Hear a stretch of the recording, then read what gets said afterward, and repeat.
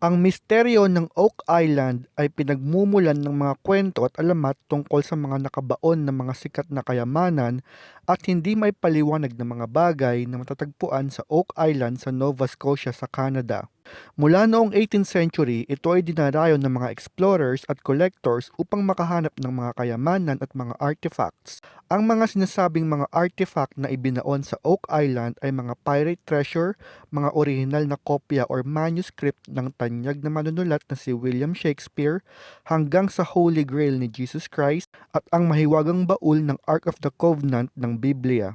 Sinasabing dito din matatagpuan ang mga kagamitan ng Knights Templar o ang mga sundalo ng simbahang Katoliko ng France na binuo noong 1118 at binuwag noong 1312. Ayon sa mga historian, ang Holy Grail ni Jesus Christ at ang Ark of the Covenant ay inilibing doon ng Knights Templar. Iba't ibang mga bagay ang nadiskubre sa paglipas ng mga panahon na natagpuan sa isla.